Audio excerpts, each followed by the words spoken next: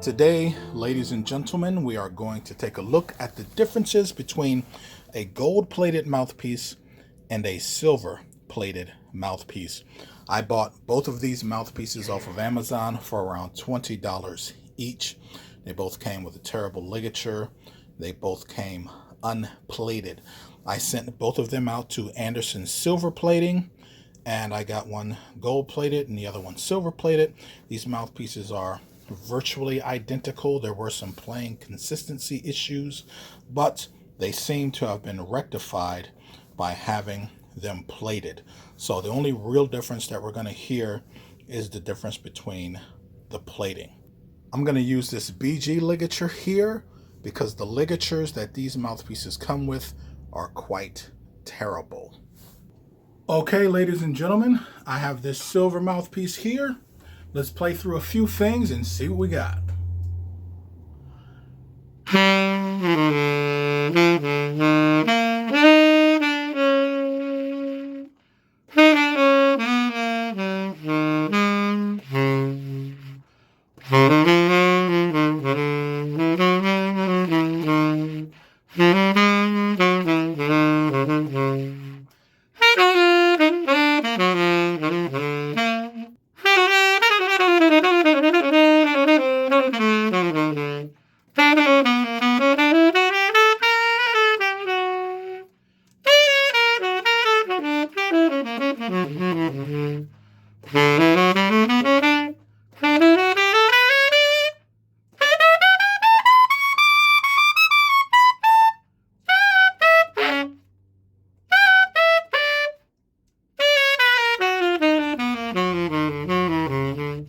This reed is a little thin with this mouthpiece, but so far it's fantastic.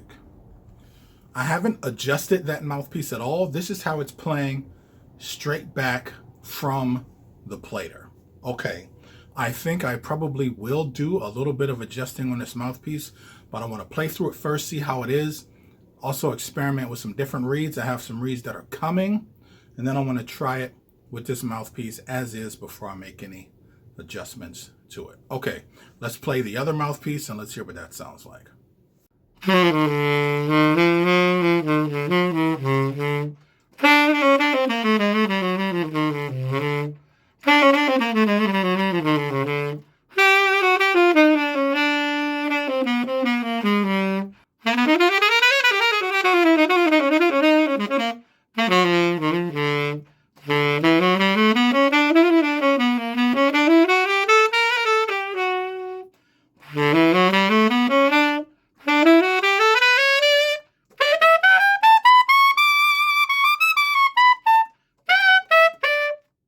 The only real difference between these two mouthpieces that I'm noticing is that the gold one sounds a little more focused. It really sounds like I've worked on this mouthpiece and I haven't worked on the other one. Now the silver one definitely does have, at least from the player's perspective, a brighter type of sound to it. However, I'm going to play this for you, so check this out.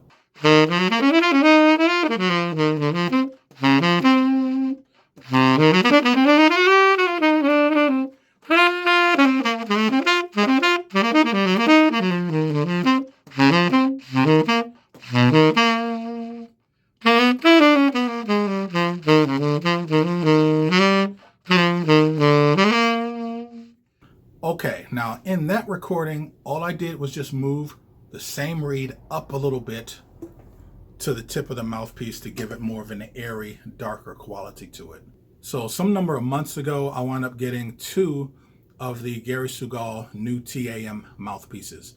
And that difference between silver and gold is much different. In fact, let me play you some clips.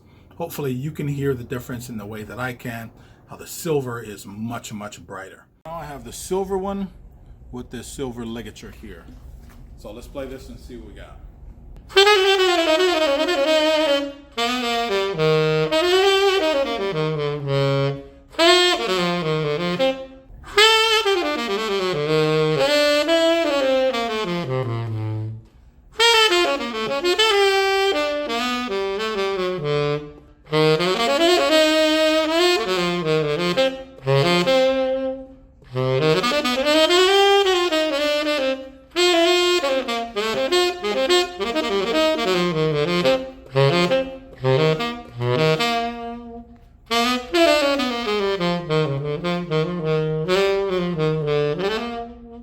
Okay, here's the gold-plated one.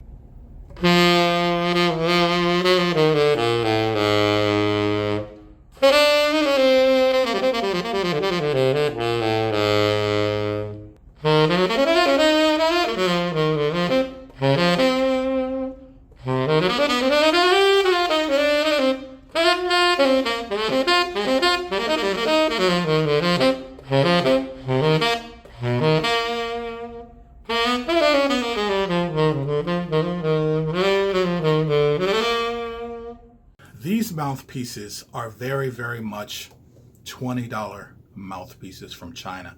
And I know it's a big thing on YouTube for people to compare some super cheap thing versus something super expensive, and they're kind of similar and it's the same and it's all in your head. Not the case. It's never the case in my opinion, but especially when it comes to these mouthpieces, they are very much $20 mouthpieces. Both of them were unplated. I do actually have one that was plated from the Yebai factory, and it's the worst mouthpiece that I have. It's got a really just bad sound to it. These mouthpieces do have a lot of potential, but they will never really be on an Auto-Link or Van Doren or any of that kind of stuff. Like, don't get that in your head. I also don't think it's quite worth it for you to really buy mouthpieces like this, unless you plan on getting them worked on. I got these both plated at Anderson Silver Plating, an American company, so the cost of the plating cost more than what these mouthpieces are worth, and it's worth it to me because I can kind of work these mouthpieces to the way I like. Okay, when it comes to more expensive mouthpieces versus inexpensive mouthpieces like these, the big thing is the initial quality of the product itself. So you're just starting with a much, much better platform. I still have an Auto-Link that I don't play that I want to just get worked and plated.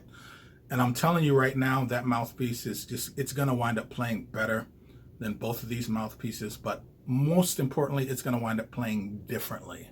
I just want something a little different. I'm really happy with what I've been able to do with this gold-plated one. And the silver one is going to be a nice backup that's not too different in case something happens. I made a video talking about having mouthpieces, having different facings of the same mouthpieces, and how that can be very advantageous to you.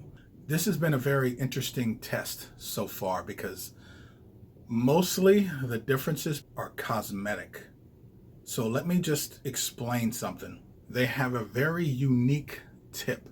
It's a very thin tip, and that unique design of the tip opening is contributing more to the sound than the plating, because the reed really needs to smack up against that tip to really define the sound. Without it, you get more of a subtone effect, which in case of this gold, it's really worked out well because it's created more focus. You know, I have a lot more control. I'm more comfortable with it. Again, that's just with this reed. Now, ideally and realistically, I would never just use the same reed. I'm always going to use the best reed that I can. So I'm going to plug the next video, which is going to be a mouthpiece review exclusively of the silver one. That one will be coming soon. I also have the Dorian and Mixolydian modes that are coming also. So, all right, ladies and gentlemen, thanks a lot for tuning in. That's all I got. See ya.